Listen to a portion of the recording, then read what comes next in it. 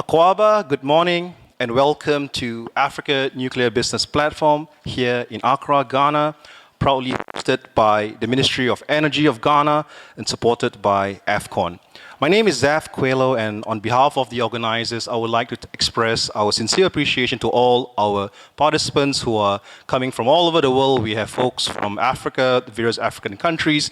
We have friends as far as Korea. Myself, I'm from Singapore, and so it's truly a wonderful gathering of various stakeholders. Now, before we commence officially, of course, we have to express our sincere appreciation. Once again, a big thank you to the Ministry of Energy, and especially the people that have worked diligently to put together this amazing event. Especially special thanks to the Chief Director, Wilhelma Asamoah, and also Dr. Robert Sokbaji from the Ministry of Energy. I'd like to express our sincere appreciation to our various key sponsors, our gold sponsors, DPO, Excel Services Corporation, CNNC, China National Nuclear Corporation. We also like to thank our lead law sponsor, Hunton Andrews Kurth, Next Generation HRD partner, L3 Harris, IEEE, silver sponsor, Coelho Hydro Nuclear Power, bronze sponsor, EDF from France, Lesedi from South Africa, SPC Doza from Russia, Dual Fluid from Germany, Rosatom from Russia, and also our exhibitors, Bertin Technologies from France, and Regnum Technology Group from the USA. So ladies and gentlemen, we hope that you will spend the next 2 days absorbing the various information that is going to be shared. Of course, Africa is on the cusp of a nuclear revolution. From our understanding, many African countries, Ghana, Kenya, Rwanda, Uganda, have got concrete nuclear power programs. And we hope that today's conference will not focus on if Africa should go for nuclear, but rather how can we move their program forward. And I think we are way beyond the importance of nuclear energy, why countries should go for nuclear energy, but let's talk about how through international collaboration, through regional collaboration, we can work together with our African counterparts to move their nuclear power program, and hopefully by, I don't know, in 10 years' time, we'll be in a different situation whereby South Africa will not be the only country on the continent having nuclear power. Our friends from Egypt, and of course the various other sub-Saharan countries would hopefully have a thriving nuclear energy program.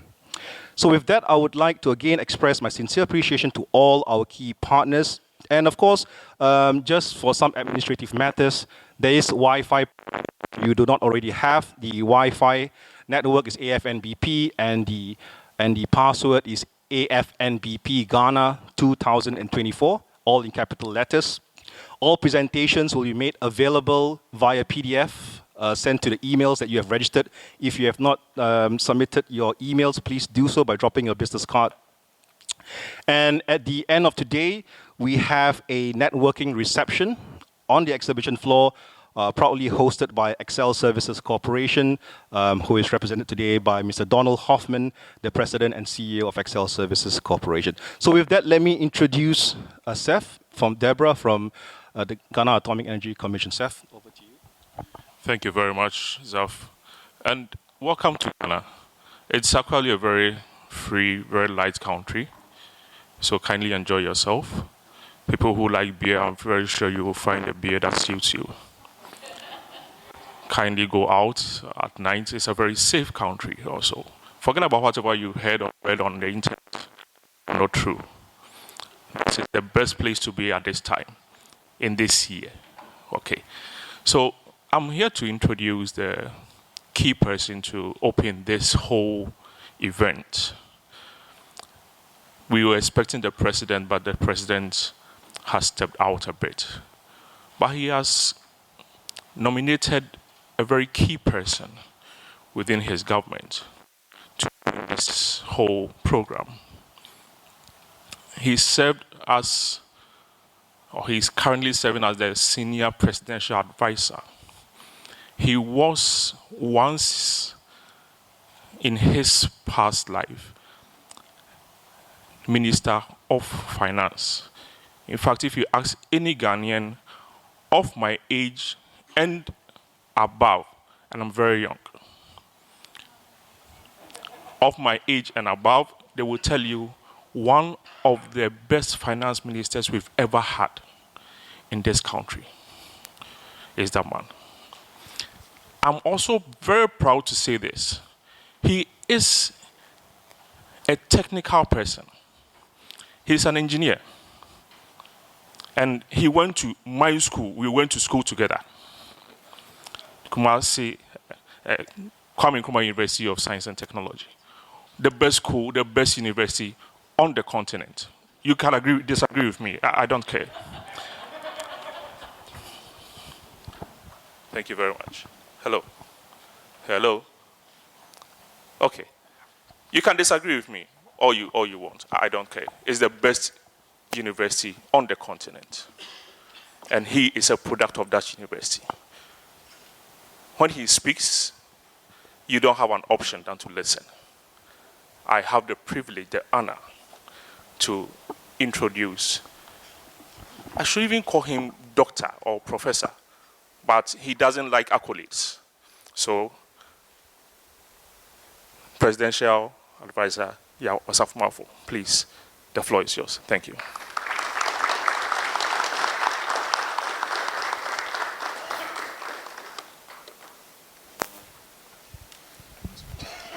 Thank you very much.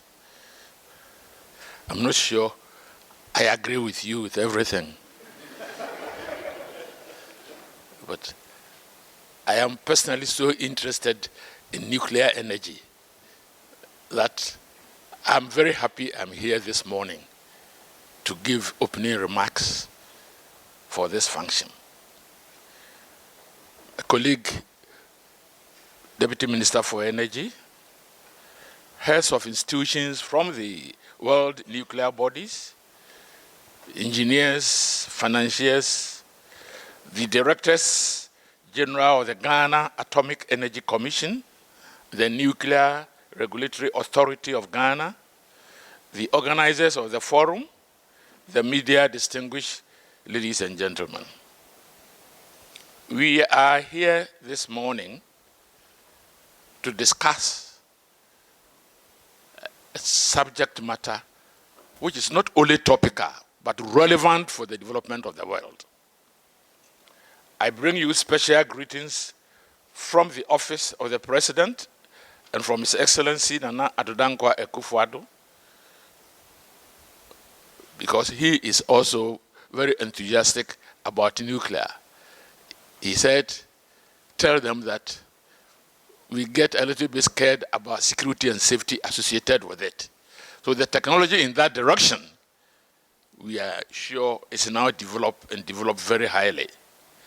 Globally, nuclear power has become a competitive source of sustainable and clean energy.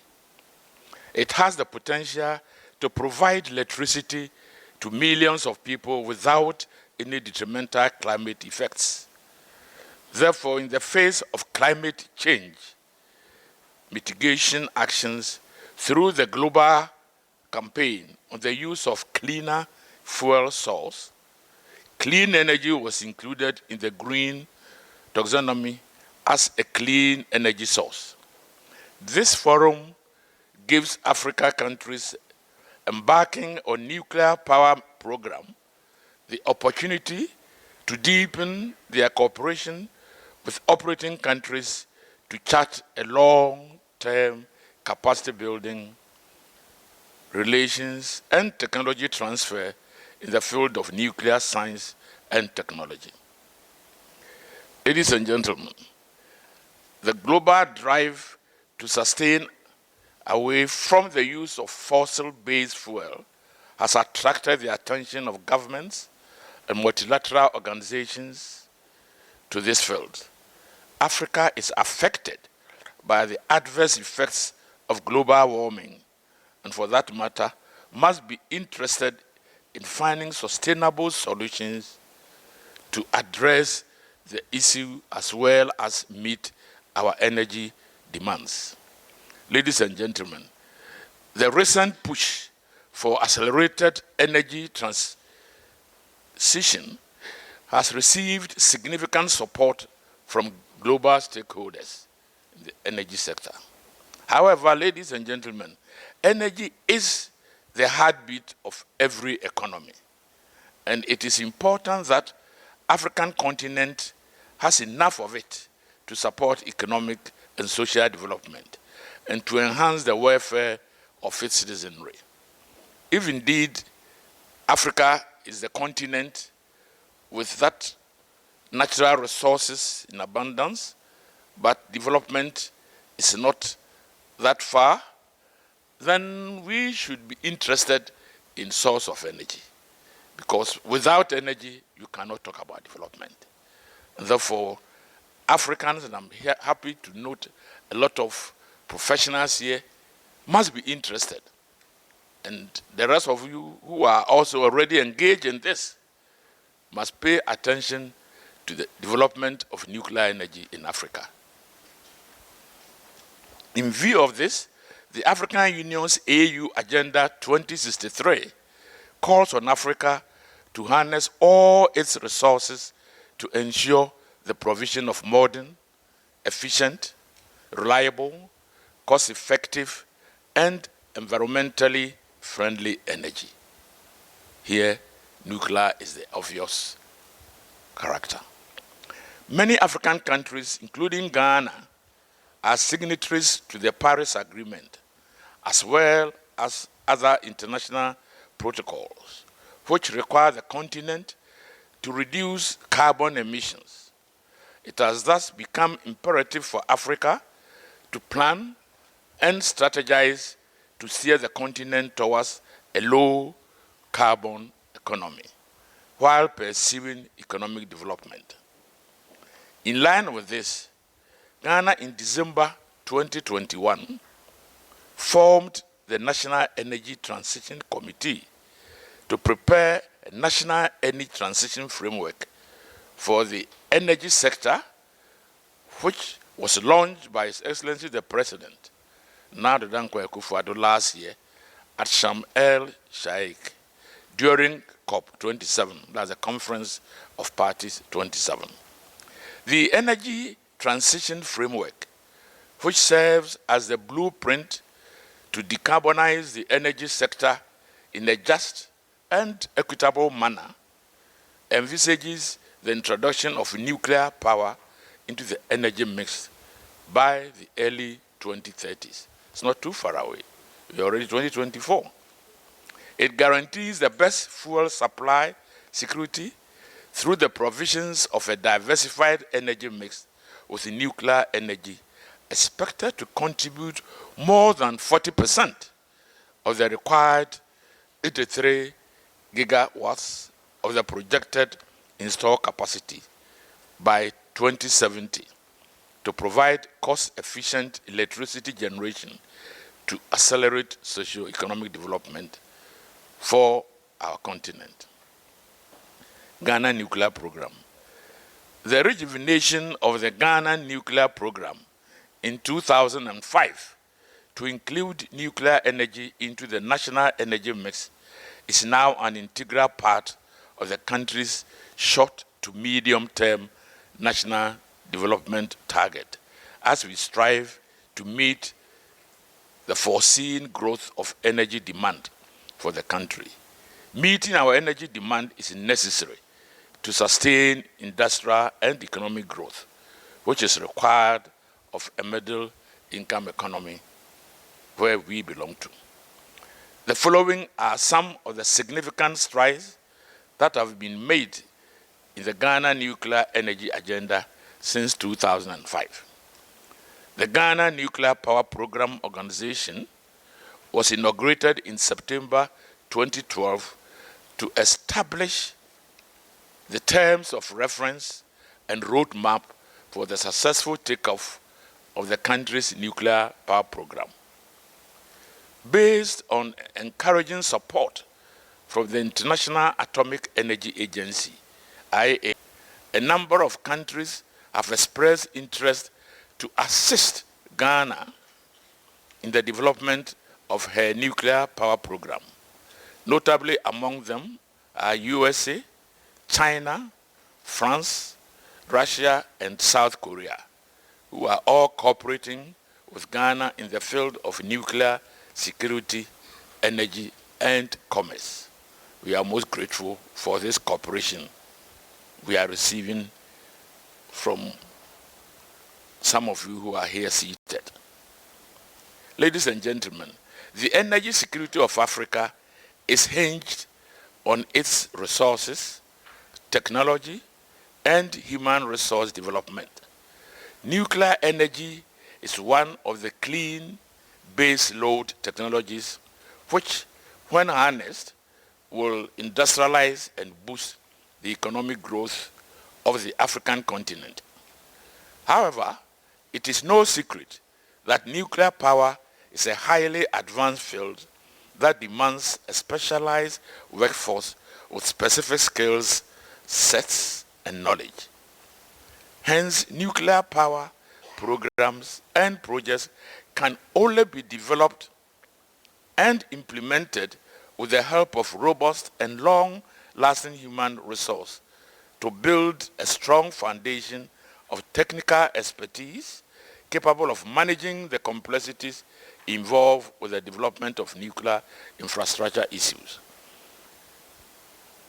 It really means that as you think through nuclear infrastructure, you must think through it with the equivalent of quality technical support, technical human beings who understand what they are doing.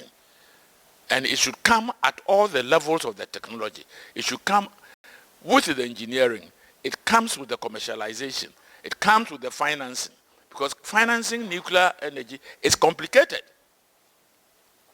How do you get, say, the World Bank on board of financing nuclear programs? How do you get African Development Bank on board? You need people who understand the matter to convince these important institutions to get on board if we are indeed to go far. Because financing, at the end of it all, is key in developing these type of programs. Ladies and gentlemen, the energy security of Africa is hinged on the resources, technology, and human resource development. Nuclear energy is one of the clean baseload technologies which, when harnessed, will do the trick for us. The competencies of the individuals involved, from engineers to cleaners, are crucial to the safety and effective running of a nuclear power station. This calls for rigorous training programs as well as continuous learning and development. In this regard, some African countries, recognizing the importance of the requirement of highly qualified workforce for their quest to include nuclear in their energy mix in the near future, have actively commenced work on developing an extensive human resource development plan through bilateral cooperation with nuclear vendor countries, and Ghana is no exception. But most of you here know our interests. We are trying to cooperate with you as much as possible because we need the transfer of the technology. We need to move and pace with time. And since the research is being done in other areas, we must come along so that we shall all be singing from the same hymn sheet. Currently, steps have been taken already to identify preferred nuclear sites and backup sites for Ghana's first nuclear power plant. So we've taken some steps. We've gone around and selected the suitable sites. Our quest to identify a strategic partner will hinge on proven technology, resilient nuclear technology, and comfortable financial terms. When I say comfortable, no financial term is really comfortable. But you take the most comfortable in relation to others. So Ghana, we have the eyes for financial terms which are comfortable.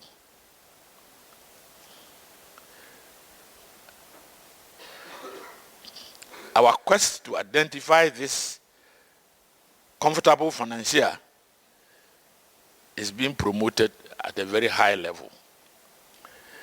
The proven technology, resilient nuclear technology, and comfortable financial terms, as I said.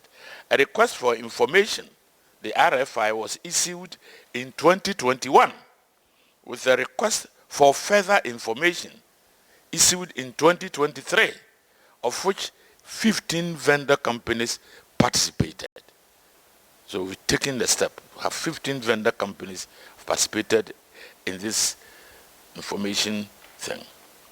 The PRFFI is at its first stage of consideration, of which a vendor and technology will be announced very soon, and I mean very soon, as we envisage to include power into the energy mix of this country by 2023. It is my hope that the construction works of Ghana's first nuclear plant, which is the phase 3 of the nuclear agenda, will commence in accordance with our national nuclear roadmap to enable us to meet our energy demand as we meet our carbon emission mitigation targets. The production of adequate electrical power through clean base load technology, such as nuclear, will serve as a strong backbone for the West African power pool. Hence, the introduction of nuclear power in Ghana is a win-win, since it provides the vendor the opportunity to explore the West African electricity market as well, which is quite enormous. I wish you a very fruitful discussion, and I want to add my welcome to all of you. Please bear in mind that Ghana is really interested in developing a power source from the nuclear energy. Thank you very much.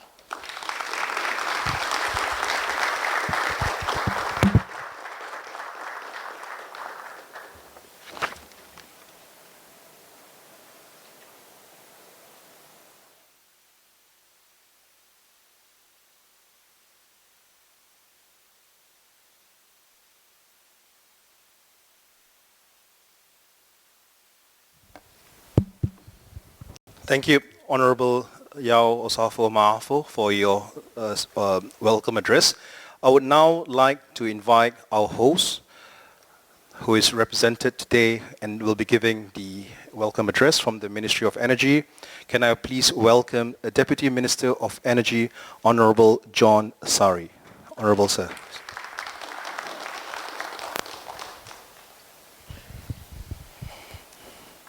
Thank you.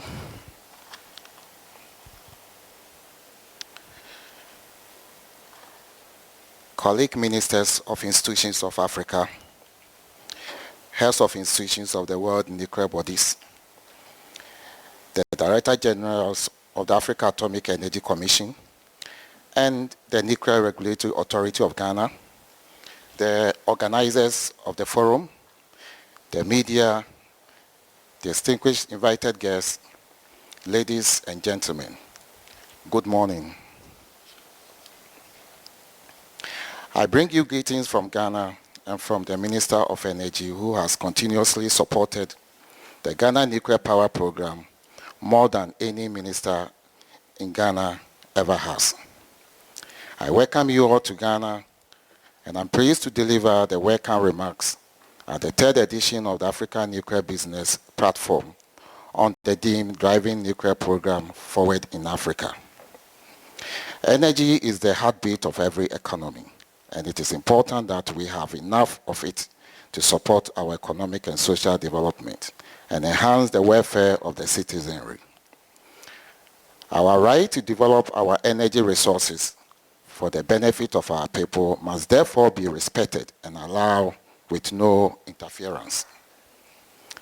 However, in the face of energy poverty in developing countries, energy transition has become a global phenomenon that has attracted the attention of governments and multilateral organizations to work together for a better and prosperous world.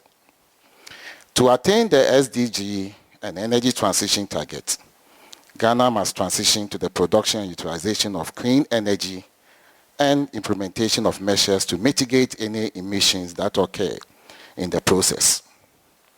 This will ensure that we contribute our quota to the reduction of the global greenhouse gas emissions, and more importantly, achieve decarbonization, energy access and security, as well as energy efficiency. As a result, Ghana has developed the National Energy Transition Framework, an energy transition plan, to provide a blueprint to decarbonize the energy sector and help a transition to a net zero emission sector and electricity-driven economy.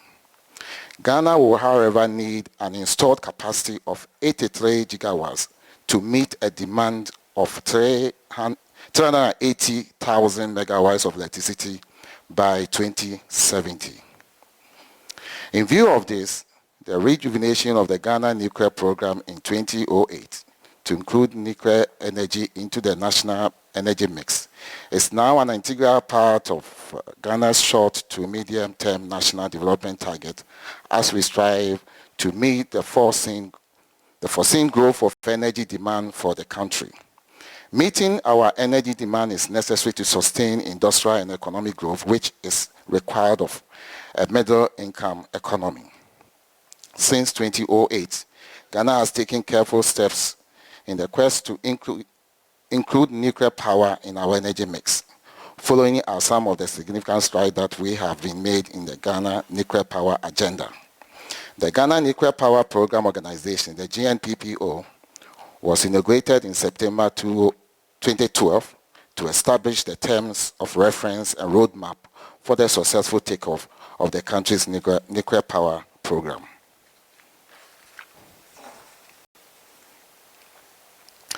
Based on encouraging support from the International Atomic Energy Agency, a number of countries have expressed interest to assist Ghana in the development of her nuclear power program, which include France. In conclusion, ladies and gentlemen, it is my hope that owing to the fact that production of adequate electrical power will serve as a strong backbone for the West African power pool, WIPE, our deliberation will take that into consideration and also bear in mind that the introduction of nuclear power also gives the vendor the opportunity to capture the West African electricity market as well. Thank you all.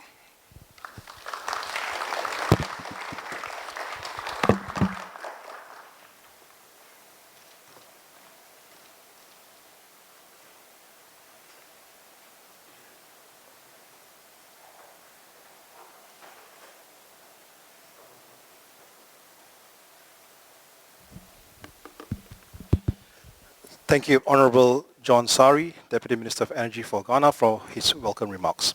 We'll now move to the industry address, and I would like to extend a warm welcome to George Borovas, who is the head of nuclear from Hunton Andrews Kurth, and is also a board member with the World Nuclear Association. Welcome, George, for your address. Thank you very much. Thank you very much, Zaf, and good morning to everybody. Great to see a lot of good friends and a lot of new friends. Your Excellency, Deputy Minister, thank you very much for the introductory remarks, for hosting us here, and for hosting us in your beautiful country. I look forward to spending much more time here in Ghana over the next few years. I think what Zaf said this morning as he started, said that we've moved beyond the if Africa should develop nuclear as to how Africa should develop nuclear. This is the key point that we need to start thinking about and addressing.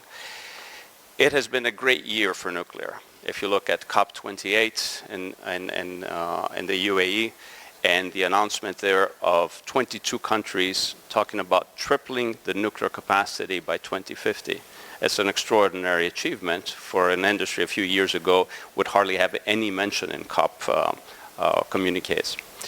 On top of that, we had the first Nuclear Energy Summit in Brussels, which was initiated by heads of state, President Macron, with the support of the US government at the highest levels. So we're starting to see a global shift to nuclear to support nuclear in many ways, in different ways around the world. Now, that's great, of course, and this is really necessary to start thinking about how we're going to start developing these projects. But no question about this, for all the countries in here in Africa that are looking to develop nuclear, this will be one of the most difficult and most complex undertakings you have ever done. And that's the truth of it. But the good news is that as you look at this, though, there are a lot of great lessons. There are a lot of great examples around the world of countries that have done this successfully, and the most recent one being the UAE. The UAE started in 2006, 2007, thinking about its future and energy needs, developed a roadmap, brought in the international industry, created a whole organization, although there were like 3 people that started the nuclear program in the UAE, and now it's one of the most successful nuclear programs around the world. And that was done with a lot of vision, hard work, and determination to make it happen. So there are great, great examples to follow here in how you can develop that. The one thing that you have to keep in mind, though, in nuclear is that it goes beyond electricity and energy. It's a method, it's a way that will transform your society. It really will. And I've seen it happen. Seeing it happen in the UAE, seeing it happen in Egypt, starting to see it in other countries around the world that we're working. And it's an amazing thing. It's an amazing thing to see that transformation, because you realize that everybody has to be engaged. You have to get the government agencies to start getting engaged. You have to start the universities to start getting engaged. You need the bureaucracy to start understanding what is nuclear. I remember very early on when we started working in the UAE, one of the first things that we had to develop is questions about the security of the nuclear power plants. There it's critical infrastructure, something that has to be guarded by the military. One of the first things we did with the team that was advising is to go to the military and explain to them what is a nuclear power plant, how does it work, what are the IAEA requirements for and guidelines for security. Once they understood that, the same people that were at the beginning were very kind of apprehensive about nuclear, then they started thinking, like, oh, we understand now what we need to do. We understand what we need to do. Next year, I understand how much budget I'm going to have to ask for the additional workforce that I'm going to need for the security of the nuclear power plants. So engaging in with these different agencies is going to make your program successful. And that will have a transformational effect in everything that you do around in your government.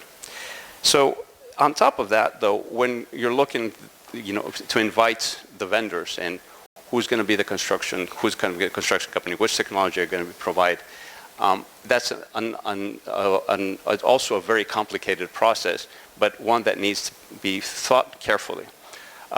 You can start thinking to yourself that, okay, we want to start selecting a technology, or sometimes you want to say that you want to select a financial package. The truth is that it's all of these, everything together. And most importantly, that you have to start thinking about how you're going to select your partner. It's a partnership. It's a 100-year partnership, and it has to be somebody in an organization, a country, vendor country, supporting organizations that are going to be there for the next 100 years. So it's not just a matter of technology. It's not just a matter of who gets the better price, what's the best financing package. Is do you see yourself partnering with your vision about your country with these entities and these companies and these other governments, exporting governments, for the next 100 years of your country. So working on that front is a very, very important way to look at this as a long-term mission and a long-term development of a nuclear program that's going to affect every aspect of your society. The good thing, of course, is that you have a lot of support here. You have a lot of friends here.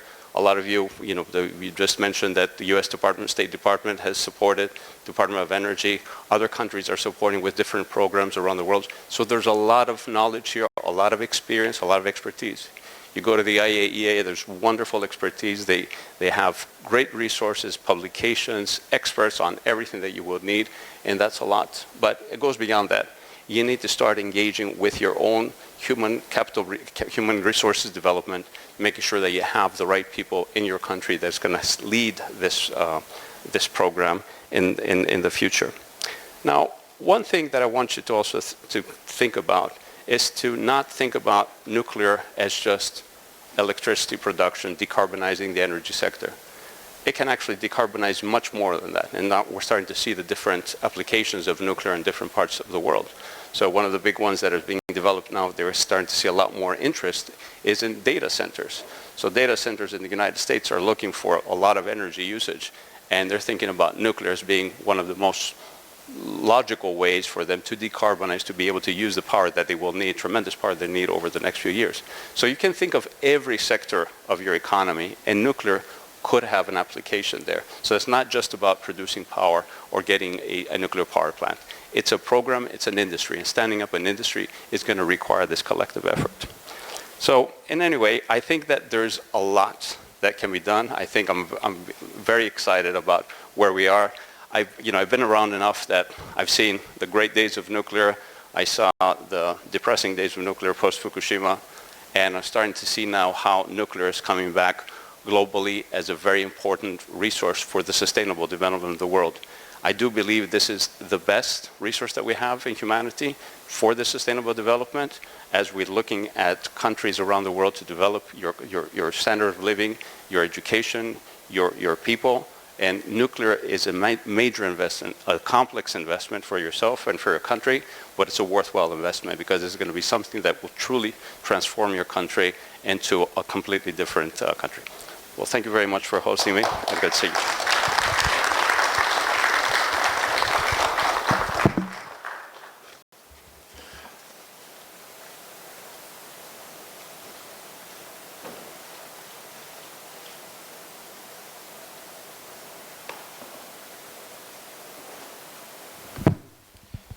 We will now proceed to the next, the keynote panel session. Can I invite the Senior Presidential Advisor and the Deputy Energy Minister to have their seats in front as we proceed with the panel.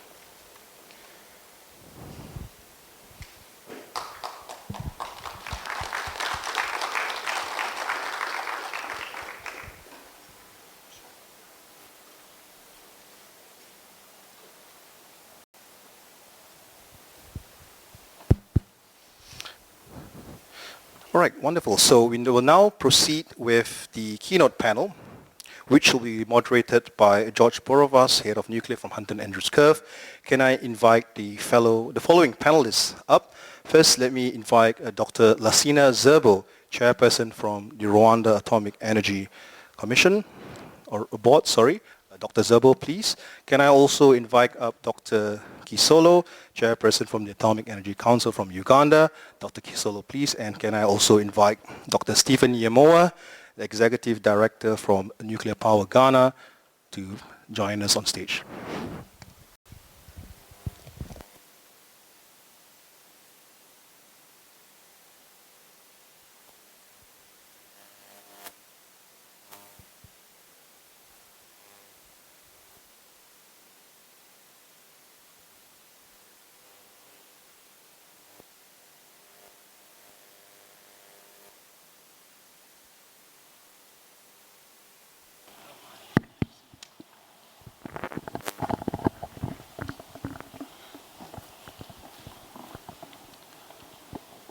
Do we need to have those?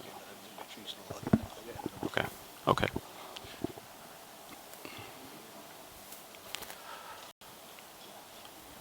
So thank you very much for joining us for this panel discussion. And I wanted this to be an interactive discussion to hear a little bit about from each of the countries of the status of the nuclear program and their priorities. And also perhaps, if it would be okay, maybe we can get some questions from the audience as well. But maybe we can start with our hosts from Ghana. Can you tell us a little bit about the background of the vision for nuclear in Ghana and how you see that as being part of your energy mix? Right. Thank you, and good morning to distinguished participants. So Ghana has been pursuing a nuclear agenda for some time. And I share your statement when you said that the nuclear should not be seen as just to provide electricity, but as an industry. And that is the goal of Ghana's nuclear power program. This has become necessary because over the years we have experienced a lot of power crisis and have done assessment of our resources in terms of potential energy base. We have more or less exhausted our hydro potential after 3 hydro dams in the country. And as we speak, we have almost close to 70% of our energy generation coming from the thermals. And that has become a bit of a challenge, especially with respect to price fluctuations that almost affect everything in this country. And therefore, moving forward, we needed to have a more reliable and sustainable and, of course, also affordable kind of generation that will help the country industrialize and also improve the economic situation. And nuclear, after assessment, became one of the potential options for the country.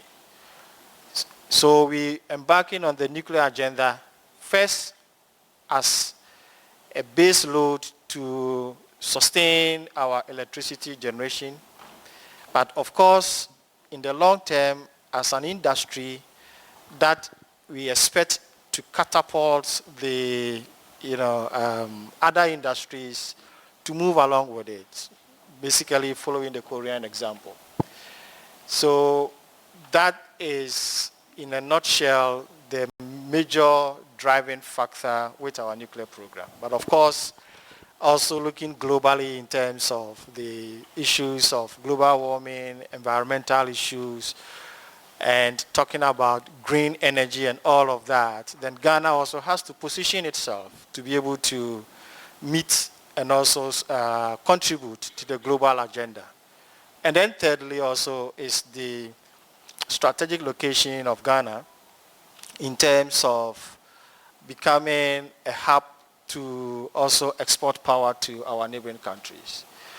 Over the years, Ghana has been exporting power to our neighboring countries, and we consider that we are in a better position to really generate more, utilize more in the country, and export more to the sub-region to help the sub-region also grow and make life better for the people in the sub-region. So this is really what is driving the nuclear agenda in Ghana. Thank you very much. Dr. Zerbo, can you tell us a little bit about Rwanda? Thank you, Moderator. I think before I talk about Rwanda, being from West Africa, it will be unfair if I don't refer to what my predecessor from the Ghana Atomic Energy Commission has mentioned, as well as the senior minister. I think I've always hailed Ghana for its history in nuclear science and technology. The fact is that Ghana has a research reactor, probably the only one working right now in the region. And Ghana, since the Nkrumah time, has been talking and implementing its nuclear program. I think that's something that one should really salute. And I want to hail the government of Ghana for that. So West Africa, he just mentioned that Ghana is providing electricity to its neighboring countries. Burkina Faso is one of them, and I'm from Burkina Faso. I know so, and then I know how we benefit from electricity from Ghana. But from the West African perspective, what I wanted to say, it's important that we work towards coordinating better. Because one thing is for Ghana to industrialize, to get nuclear energy. But I mean, if every country is trying to get nuclear energy, where would Ghana send its electricity to? So that's something that we have to think about. And we tend not to think about it, and then every country is going towards implementing nuclear energy, nuclear power plant. And I think we need a little bit more coordination in that respect when we talk about West Africa. And that leads me to something that the senior minister mentioned, which is how to get investors. The African Development Bank, the West African Monetary Union, when you talk about French-speaking countries, and the West African Development Bank. I've been talking to all of them, and then to say, you cannot let government on their own work to implementing nuclear energy or nuclear power plant if you don't get involved. And that's something that we'll have to talk in this forum that African nuclear business is bringing. We have to get the bank to invest in nuclear energy for us to succeed. And now talking about Rwanda. Rwanda, I mean, there was a word that was nicely said, it's about vision. President Kagame, for you first to take it that somebody from Burkina Faso would be chairing the Rwanda Atomic Energy Board, it's something that is unusual. I don't think if Burkina would accept that a Rwandan come and chair a Burkina Atomic Energy Board. But having said this, last week he just appointed me not only as on top of that job as his energy advisor, but I'm joining his close cabinet on policy and strategy. So that's what the word vision means here for a president like Kagame, and then how he sees not only nuclear energy, but how he sees Africa developing and industrializing. So he's taking people, he's a Pan-African, how he will say. He doesn't care when you come from, as long as you're from Africa and then you can serve the continent. He's happy to bring you in your country and then to help implement what he thinks his vision is for the continent. And that's why I found myself in Rwanda chairing the Atomic Energy Board. And it's also linked to one thing that you said, Honorable Senior Minister, which is that nuclear energy in Rwanda, nuclear energy is not only about electricity. It's about nuclear science and technology. And President Kagame's vision, when we talk about the medicine aspect of nuclear energy, is to try and have medical tourism in his country. And it's also a vision to have a set of radiotherapy centers and a set of medical centers that are doing nuclear medicine in the border of those countries where people will come instead of going far abroad to look for treatment. And also agriculture. I think he's working, and then we've had several MOUs with some of the vendors. They've been dealing with the CEO who is in my board, and I've been following closely what they're doing. But the vision is there. Whenever I go and wherever I go, and then I talk about Rwanda and nuclear energy, people would tell me, I mean, how come a small country like Rwanda would go for nuclear energy? But as you said, nuclear energy is not about the size of the country. It's about the vision and then the need of our population and what we want to do. It's not about only electricity. It's about transforming the life of the society and then making sure that Africa goes towards an industrial development that fits its time. So thank you. Thank you very much. Dr. Kicholo, can you talk us a little bit about Uganda? Yeah, thank you, Chairman. I think I should join my previous colleagues to thank the organizers for giving us the opportunity to participate in this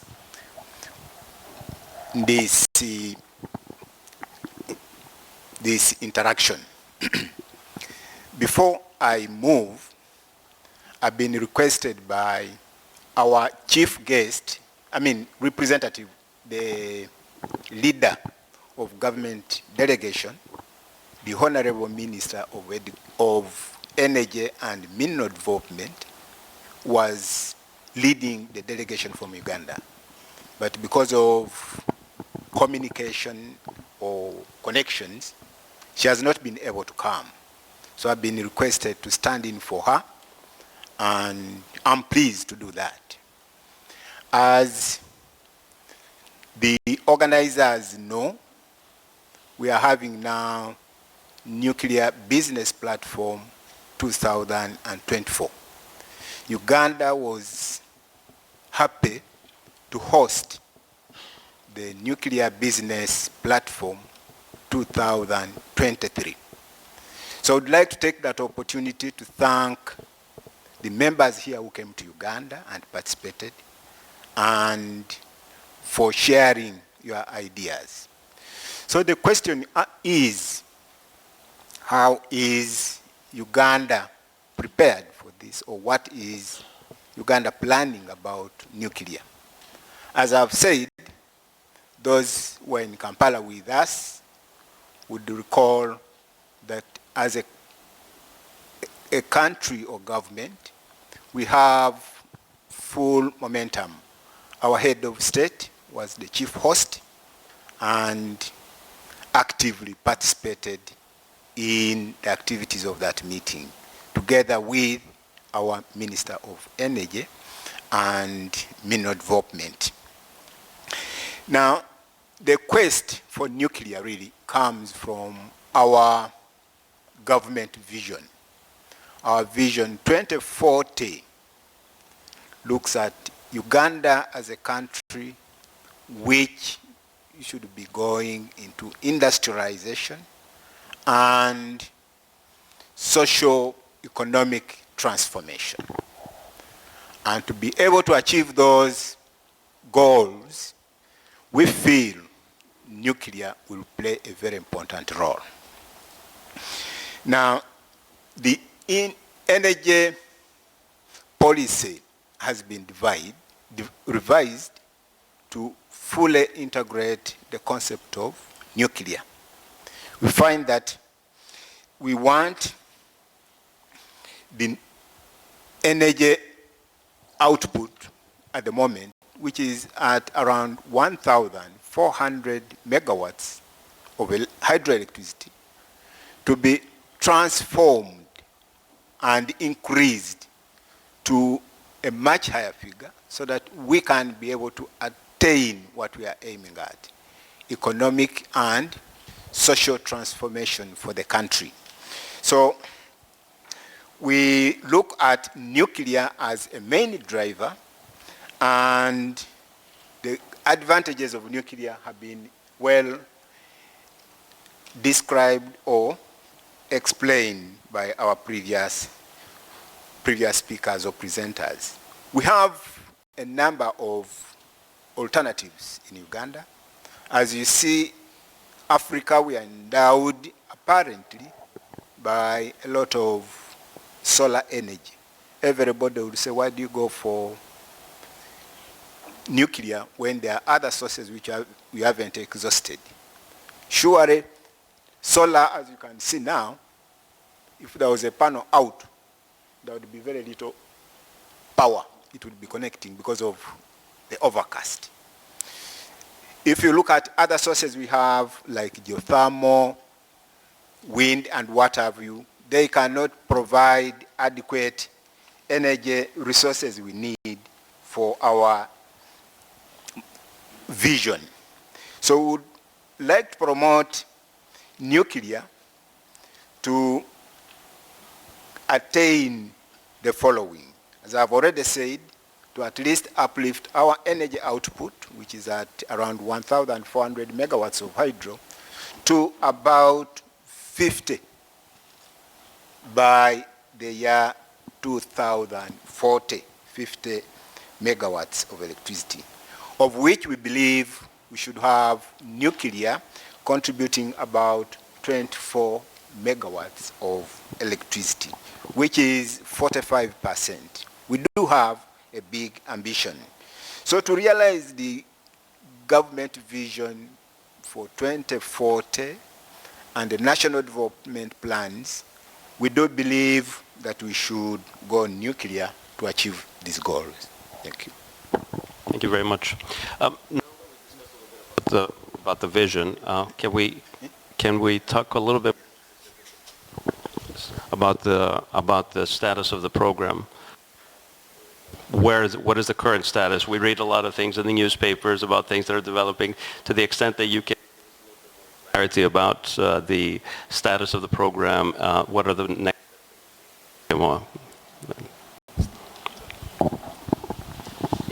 Thank you. So first I would say we're following the IEA milestone approach, and Ghana is in phase 2. And I should say probably in the middle of phase 2, and undertaking all the necessary activities that will prepare us to start construction in phase 3. Major highlights has been our direct engagement with the prospective vendors, which our senior presidential advisor alluded to, with the request for information and the request for further information. And there's been communication from my unit through the Ministry of Energy to Cabinet based on the assessment of the information that we received, and hopefully very soon, very, very soon, there's going to be governmental kind of decision on the way forward. Now, beyond that, with the support of the Ministry of Energy, we've been having direct engagement with the vendors. And for me, that is very critical. The information exchange is fine, but it sets the basis for direct engagement. And Ghana has not been shy to put across our key challenges and discussing these challenges as to the way out of addressing the challenges in order to move us to the next stage. So I would say we've done quite a lot in terms of engaging the vendors, and it's been very informative and challenging also.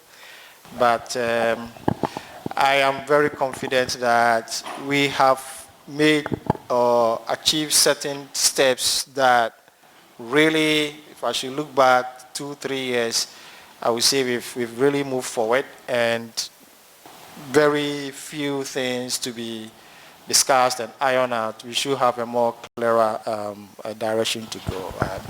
I believe some of you might have heard of the news items with some signings in Rotterdam and all of that. They are all parts. There's no decision yet. Very soon there will be a more clarity in terms of the direction that we go in, but it's all part of the deep engagement that we are having with the prospective vendors in terms of our nuclear agenda. And I should say the program really considered both SMRs as viable and very important targets for the program, but also large reactor is also considered, and of all the attendant issues that comes with it are also being addressed. So that is with respect to the issue of vendor technology, which will also, in a way, not just in a way, but hopefully through this engagement, we will also address how we're going to finance the project and what are the responsibilities and issues that we have to deal with as we move along. So that is in respect of that. We've also done a lot in terms of our site activities. I think we've all heard about the fact that we have identified 2 sites, and preparatory work is already ongoing to undertake a detailed site characterization studies. Last year, for instance, we did quite some study doing airborne geophysical study at the 2 sites that we have collected a lot of data that is going to serve as a more stepping stone to do more site characterization studies. Another thing that we have done very well is our stakeholder engagement, public engagement, community engagement. That for me has been very successful. We have strategically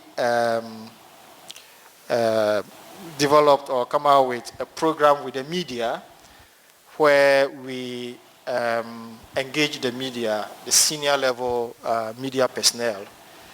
And that provides a platform to share the program status and what is being done. It also provides a platform for them to ask us questions. And more importantly, it provides us a platform to reach out to the general public.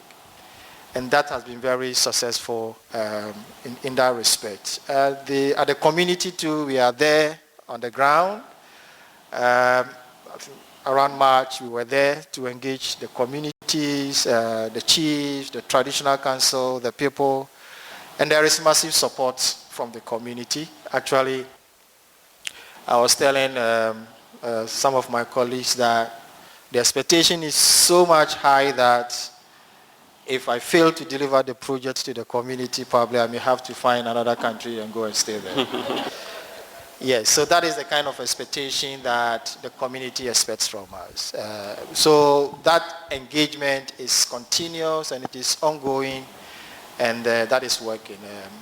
I believe in one of the sessions, the regulatory body will talk about what they are also doing, but I know they are also putting together various draft regulations, and we've been engaging with them. Okay, we've been engaging with the regulators to make sure that we understand where they're coming from, they know what we are doing, so that there will not be much deviation in terms of eventual regulations that will come out. So I will say we are in the middle to the end of phase 2, but the major thing, in our opinion, is addressing this financing arrangement, project structure issues, and that is really what is driving that continuous engagement directly with the vendors, to be able to ensure that we have an understanding and a way out that is what I would say mutually beneficial to the vendors and to Ghana, making sure that we can play our part to reduce the potential risks and potential delays when the project starts. So that is where we are now. Thank you very much. Thanks for the update. Tell us a little bit about Rwanda engagement with vendors and the rest. Yeah, thank you. I think Rwanda has had an MOU with several vendors and gone through its, both for the Nuclear Science and Technology Center and the nuclear power plant. We've completed the pre-feasibility study and the feasibility study. Both were completed and then financed by Rwanda. Okay, that's something that is important to say, because when I was, for instance, talking to the West African Monetary Union, when you give the price of the cost of a pre-feasibility study or a feasibility study, they jump and say, how do we finance this? But then they tend to forget that in renewable energies, they spend more money sometimes to finance, for more money to sponsor some feasibility study in those in that respect. So Rwanda has passed that. So now we have the different sites that are chosen. For the Nuclear Science and Technologies site, we working towards fencing the site, and then we working towards assessing what the feasibility and the pre-feasibility study have come up with. So we're doing the quality control and quality assurance right now. So we have experts that would be working on that. And then financing, President Kagame is envisaging a ministerial roundtable discussion during this year, where he will invite the African Development Bank and then some of the finance institutions, including vendors, and some key countries that are involved in this issue to come and discuss and then see how we can all move forward and then coordinate better. Because I think, you have Rwanda, you have Uganda next door, Kenya next door. Each country is going to a different stage of its implementation. But I think there will be no better way forward than understanding what your country next door is doing, and then how you can coordinate effort, financing, implementation, expertise, capacity building, capacity development. I think there's no other way than working towards that, because you'll find the same way expert from Ghana maybe working in Rwanda or in Uganda, and then vice versa, being the expert as well from Rwanda, depending on the expertise that is needed.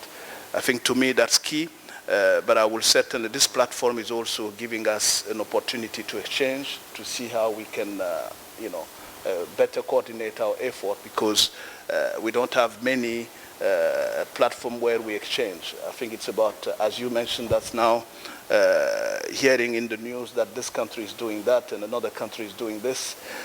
And what I've also said with regard to Rwanda program and then many others, I think we have to diversify our sources. The countries have to be forthcoming and then proactive in working with the continent and then exchanging with its experts, because if you leave a void, you can't come later and then say, why are you dealing with such country and not another one? So I'm inviting many of the vendors here to be more proactive in their approach, and then give an opportunity for the respective countries involved in implementation of their nuclear program to have a choice, and then have the right choice, and then be objective about what they do. And then I think that will be key in how we move forward. Okay. Thank you. Thank you. Follow-up question. You mentioned 7 MOUs.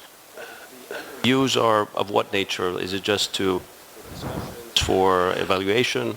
No, I think there are different stages in MOU depending on what you put forward. I mean, one can take it that an MOU is always or often non-binding, but it depends on where you take and how far you go with the MOU. I mean, I don't want to name a specific one, but Rwanda is working with some in some experiment that will come to play soon.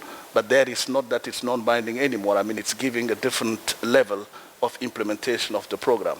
And, you know, I've heard some of the vendors here who are working with my CEO, who is in the board, and then they know that they've gone as far as doing more implementation than just signing an evaluation or so forth. So just to not go into detail, but I just wanted to mention that there are different stages in the MOU that are signed by Rwanda.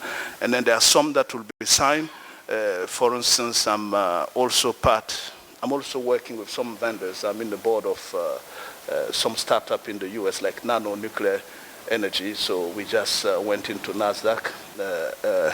And then they're also trying to sign MOU with countries and see how far we can go.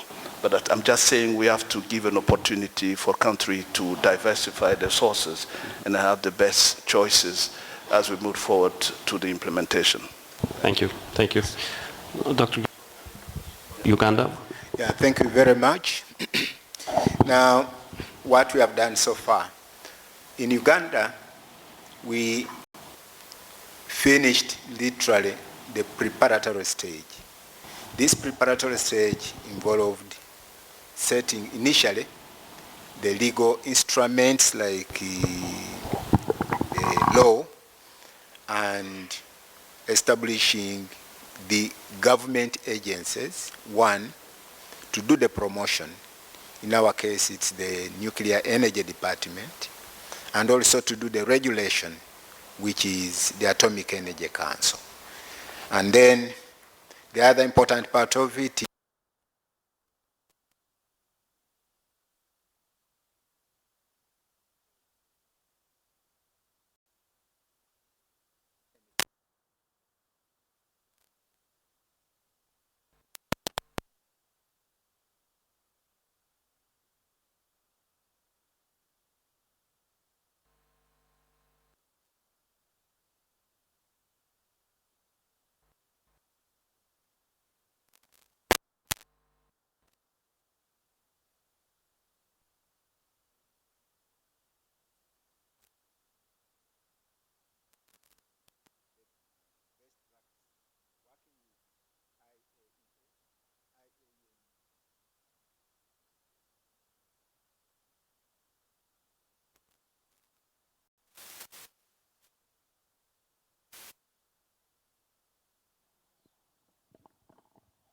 IAEA in 2021 conducted an INRA mission to Uganda, Integrated Nuclear Infrastructure Review Mission in 2021, and in 2022, that is in November, they're about in February, they gave us a report of their findings.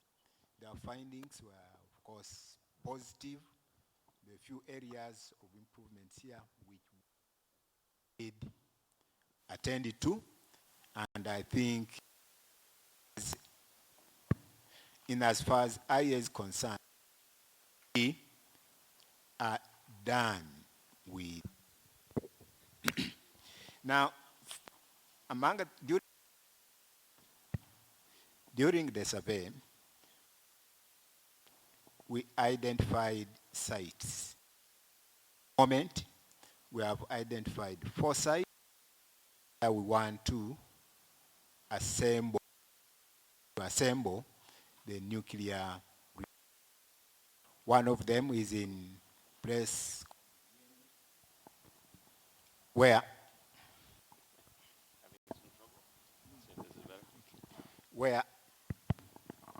we ended, where we plan to install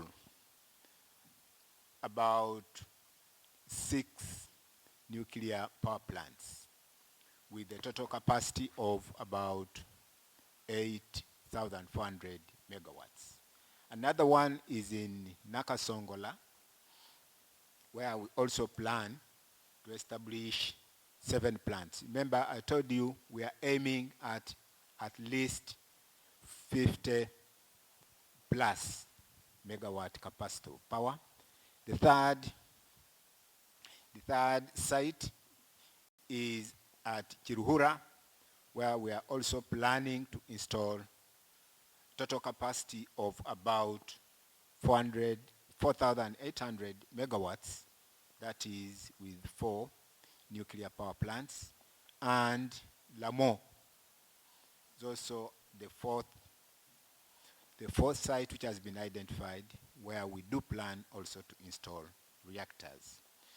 So we are doing lots of work, and I think we, as I said, finished phase 1. Now, in the legal part, our primary law, the Atomic Energy Act, was initially prepared in 2008, was prepared mainly for radiation protection with radioactive sources. So we now are actually going into an amendment of that law to take care of nuclear power programs. And that amendment has moved and gone past cabinet. It's now waiting for the parliament, the drafting, legal drafting, and soon it shall be debated, and hopefully we should have a new law in good time. So I think that is what we have done at the moment. Thank you very much. Thank you for that. And I just wanted to go a little bit in a different direction to ask you. We talked a little bit about the issue about financing. In general, I wanted to hear from you, what do you think are the key aspects, the key challenges that you're facing, and do you develop the program? What keeps you up at night? What worries you about being able to implement successfully the nuclear program? Financing, we discussed one, but if there are other things that you see that are problematic, and how do you engage with the international stakeholders as well as the partners in order to address these kind of key challenges? Right, that is a key big question, as we do realize the costs involved for this power planning are quite high. So government has started consultations with bilateral and key stakeholders on how to finance for this nuclear power planning. Among, of course, the key partners would be the open policy within government. Government encourages investors, so it's lobbying investors, and I think as far as the country is concerned, we have relatively good open relationship with our investor. The investment door is open, so many are coming bilaterally, that's one. And then government is also sourcing partners, and I think soon or later we'll come up with definite partners to point at, but there's work going in that direction. Thank you very much. Dr. Zerbo, do you want to talk a little bit about challenges that you face? And, especially I think one thing that you're always talk about, and I think it's very important, is regional cooperation and how you would envision that helping all of the programs succeed. I think for financing, if you take the African Development Bank that was mentioned by His Honorable, the Senior Minister, it's about raising public awareness and understanding to a point where they would realize that nuclear energy is not a lost cause, based on the perception that you have on the depression period post-Fukushima.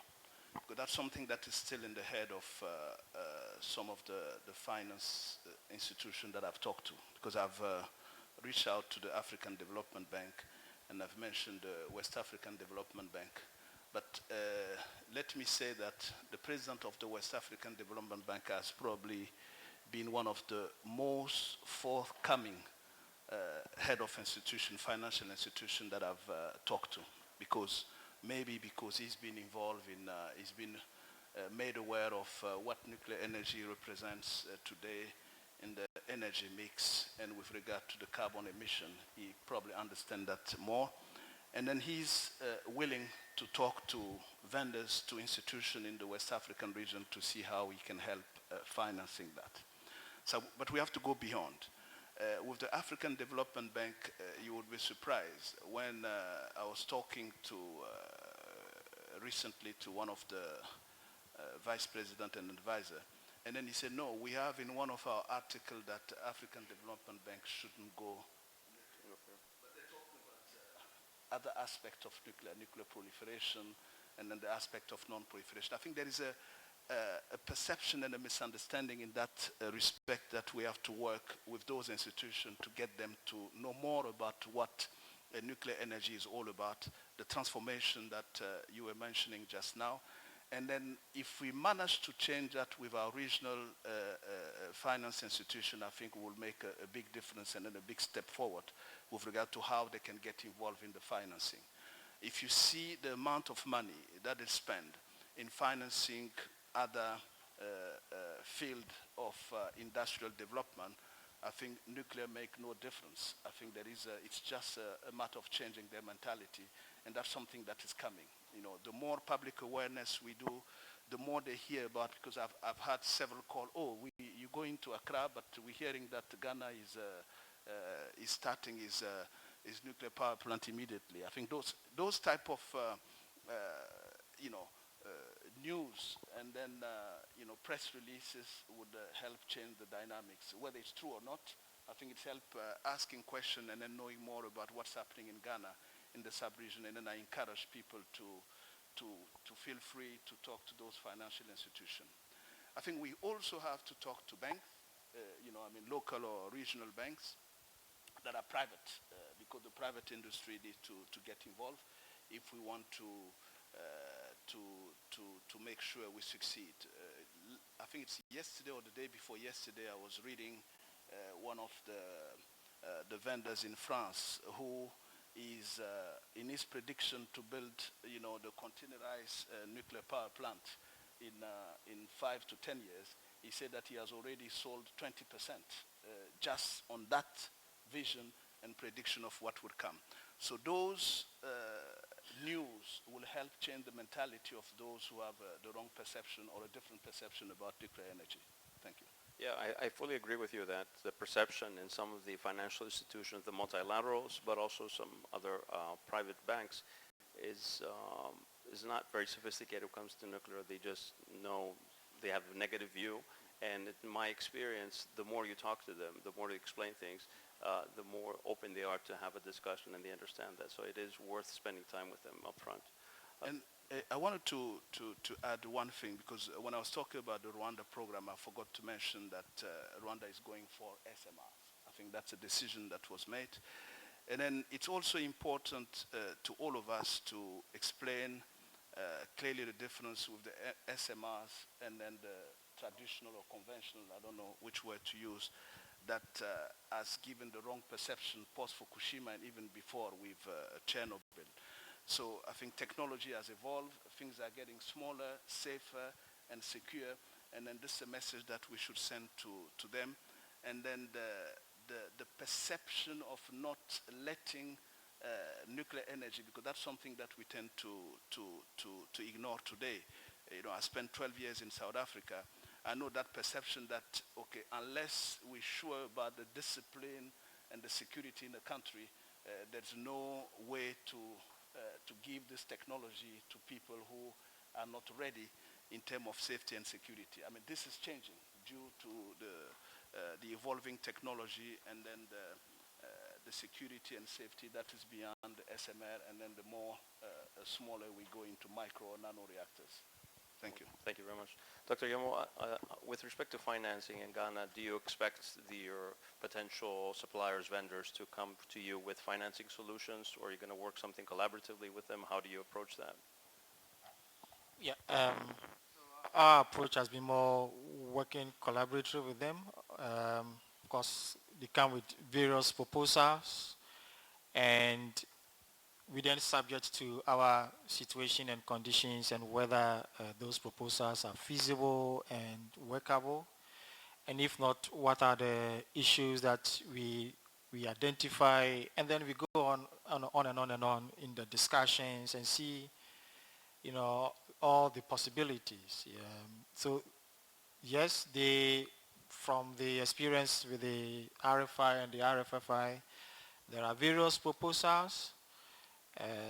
Some of them really difficult for the country to meet.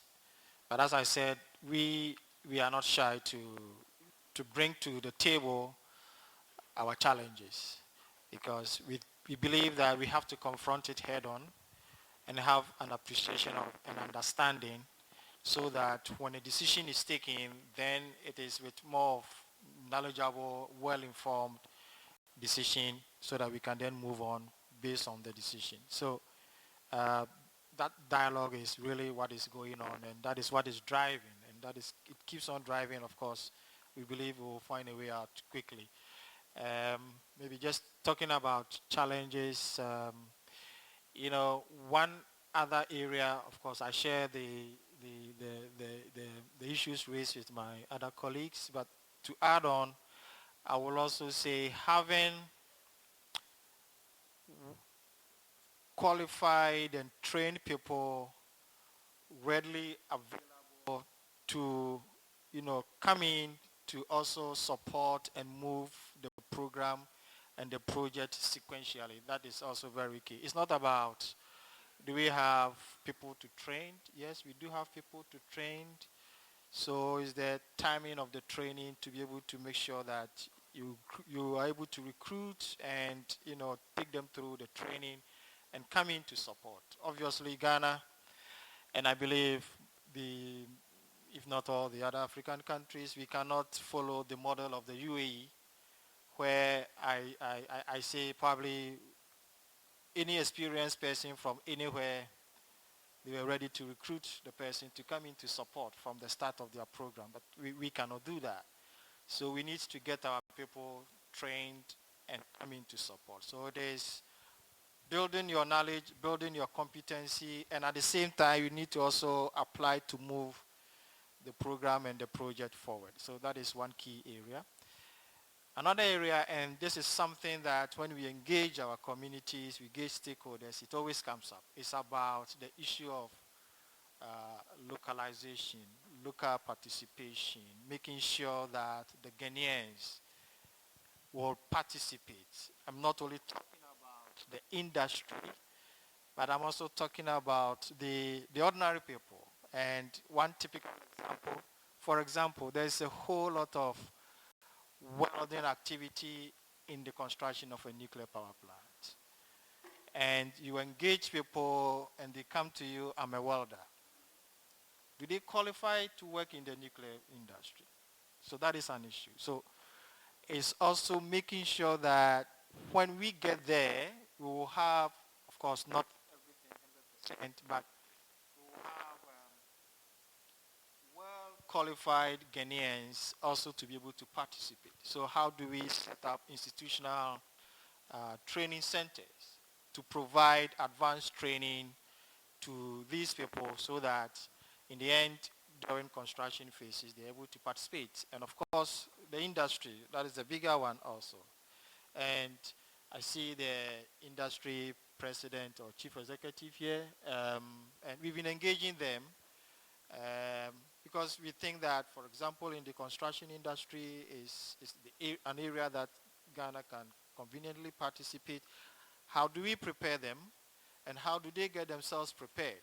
But of course, getting themselves prepared is also an investment, and also making sure, okay, so when is the project starting?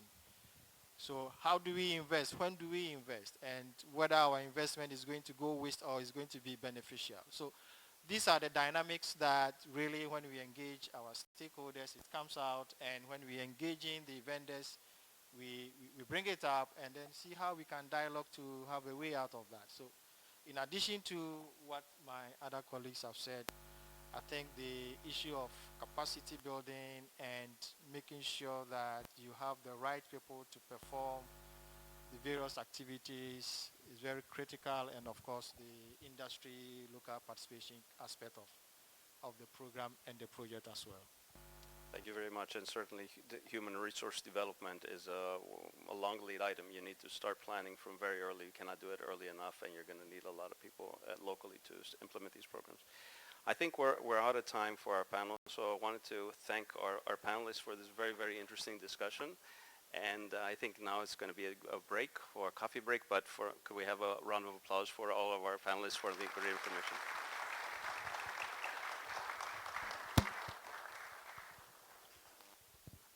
Before we take a break, there'll be a MOU signing between the United States and Ghana. So just give us just stay tuned for this MOU signing before we take a break.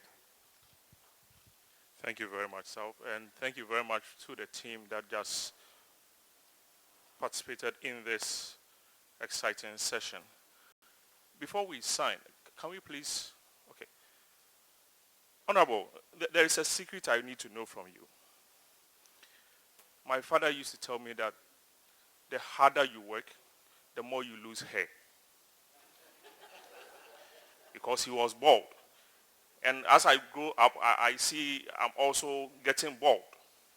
But I know you are a very hard worker. So how do you keep your hair?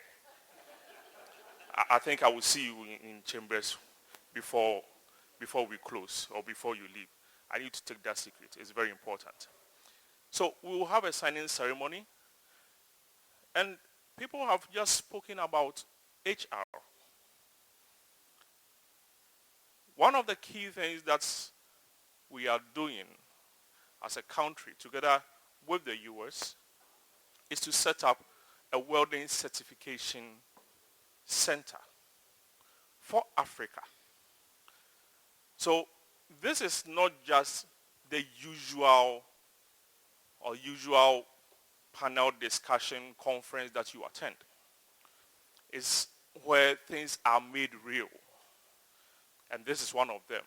For the first time in Africa, you will have a full scope simulator in a non-nuclear power country to teach, to extend the stakeholder engagement, to make sure that we are doing things in the right way, expand the horizon of the students, to bring the theoretical aspect of the engineering so that we get to the point where we are or fully understand the practical aspect.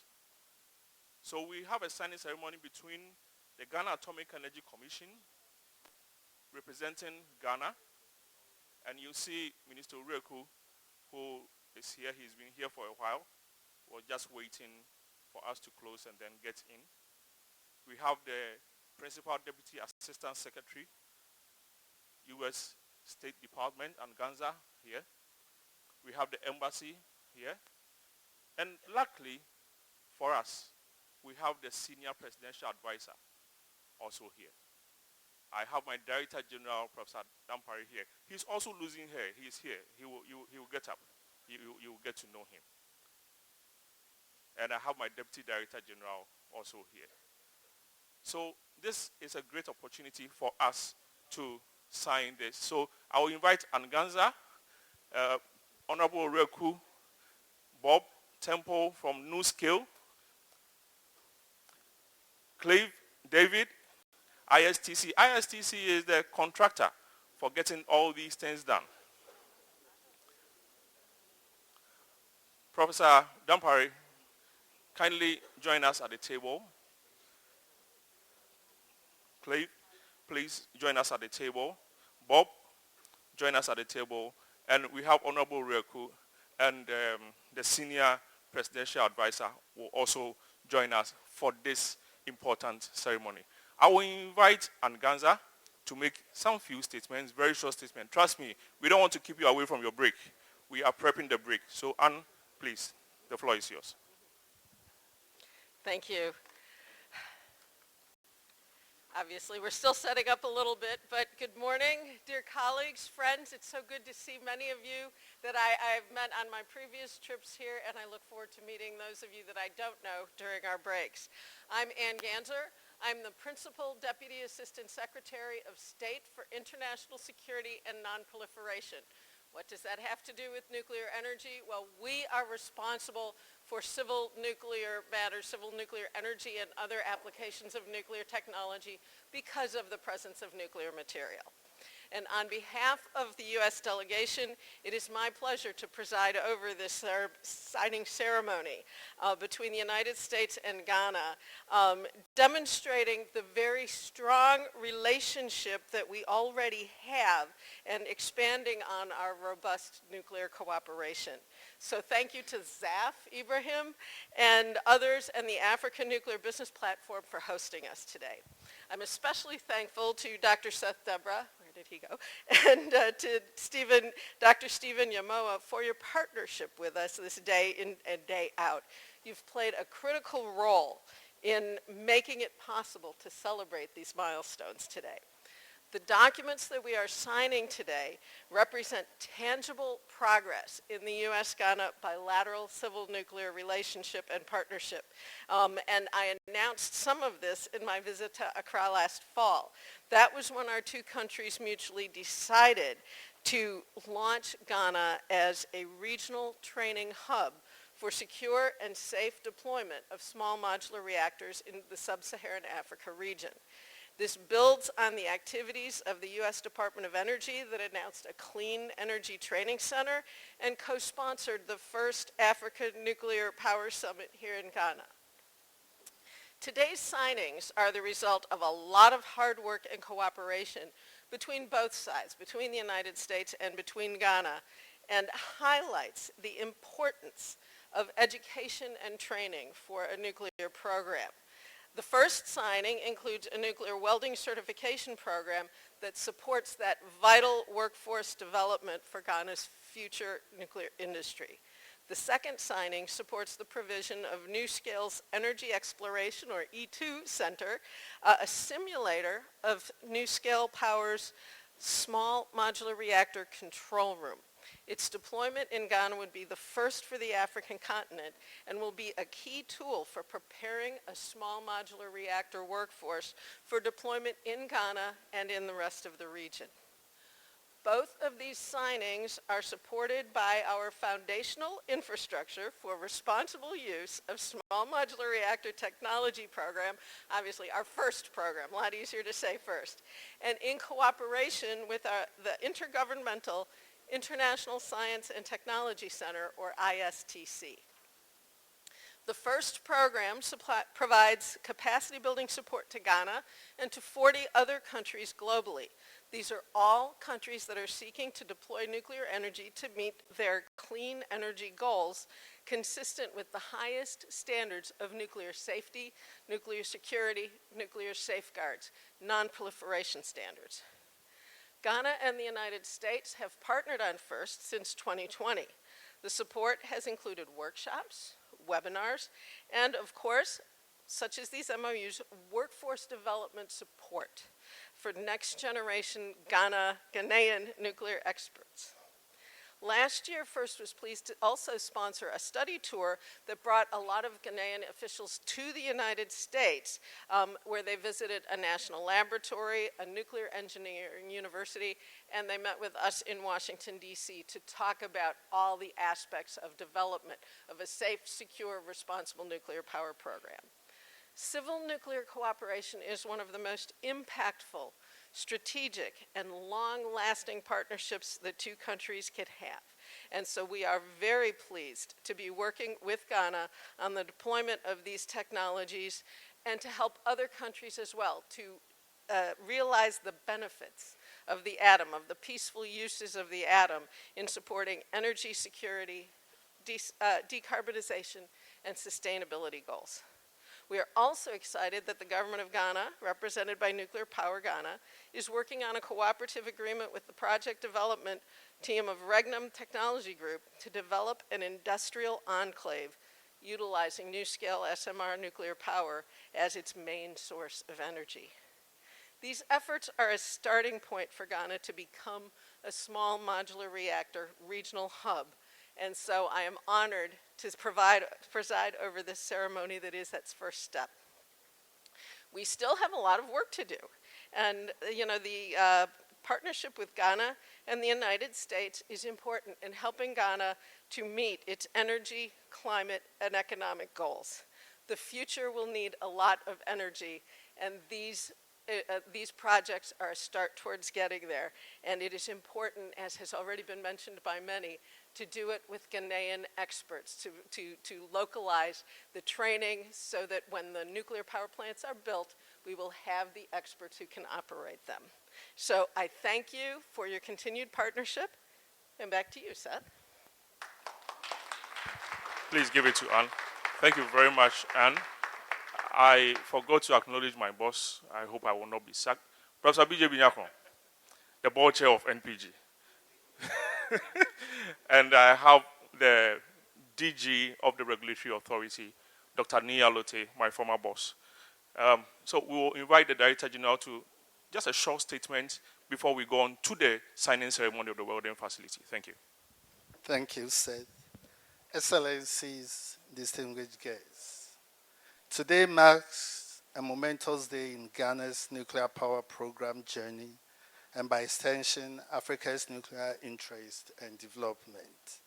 In 2023, at the Interministerial Conference held in Washington, USA, Ghana, represented by the Ministry of Energy and officials from the United States and Japan, initiated talks and processes to support Ghana as a first mover on small modular reactor SMR development in Africa.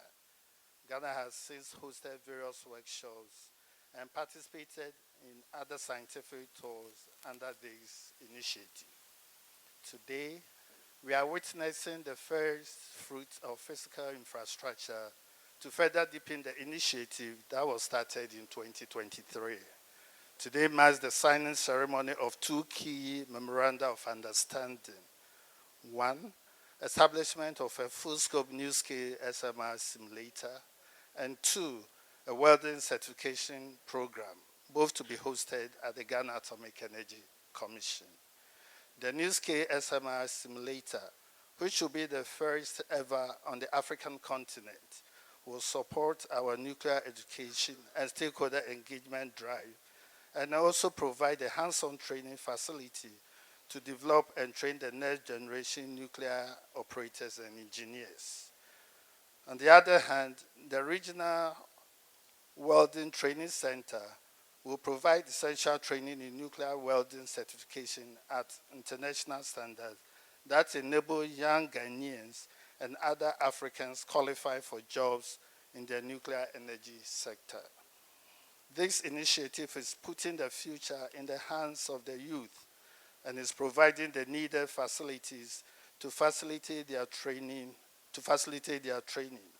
I urge Ghanaians and Africans to take full advantage of these facilities when they are completed in the coming months.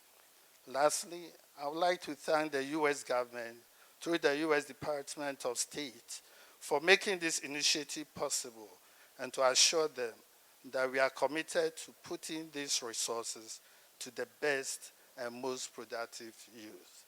I thank you. Thank you very much, DG. I also forgot to mention we have Alicia Duncan in the house. Those who don't know her, see me in chambers. We also have the Dr. Ayim Dake, Association of Ghana Industries, the chair of the council. He is in blue suit here. You can see him right there. So, please, we will now proceed to the signing ceremony. We will need the Honorable Oreku Edu to provide supervisory.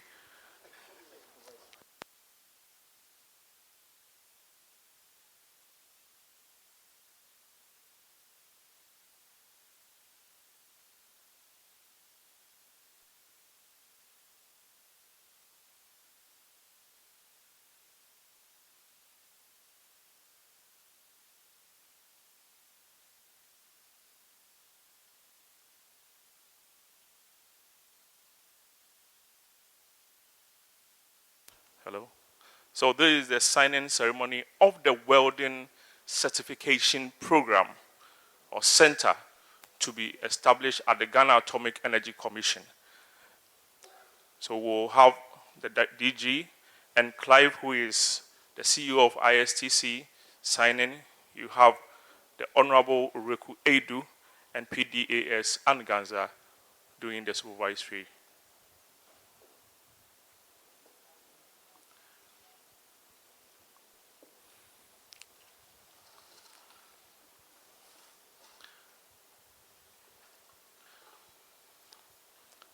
Of course, this is the first time such things are happening in our nuclear journey, and it's very important we acknowledge it. This is how institutions are built and their competences developed. And this is how Africa is supposed to actually go. Start the work early enough. We'll move on to the second signing ceremony, which will be, can you please go to the next slide, please? The second signing ceremony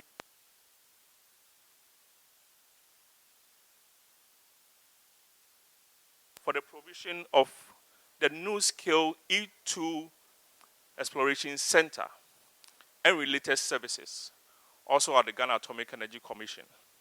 And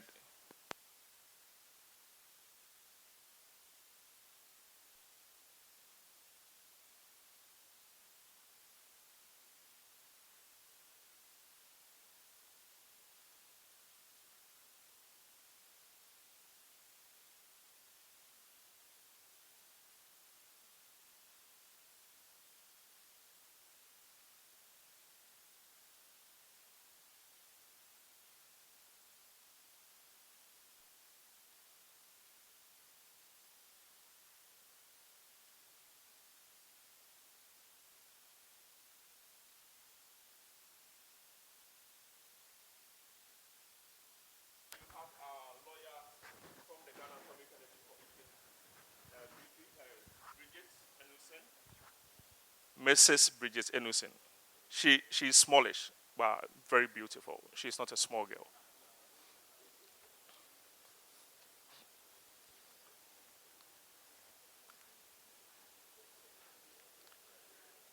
The U.S. Embassy is also duly represented.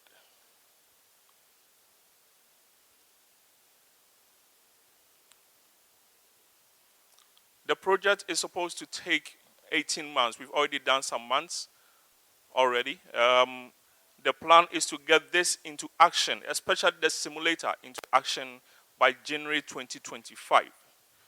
I think procurement is already on the way, and everything is being done in accordance with best practices to make sure that this is established and well utilized.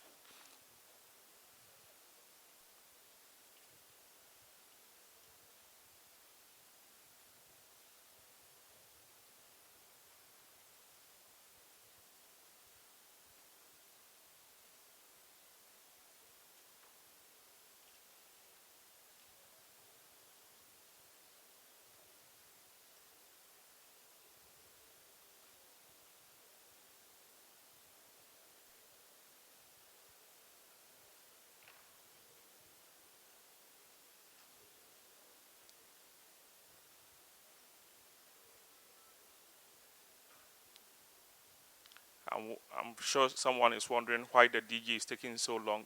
He has a very decorative signature. He needs to take his time. I know, he's my boss.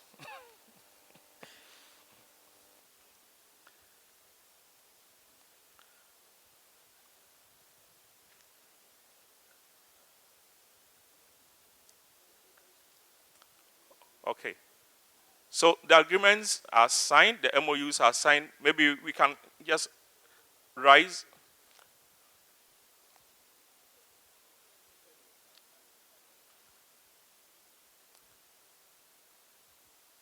We can just rise and then just hold it up.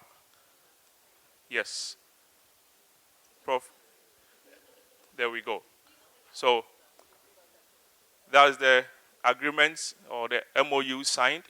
Two major things are being done, and the plan is not to end there because there are other ones that are being worked on with the U.S. Department of Energy also that are coming into play very, very soon.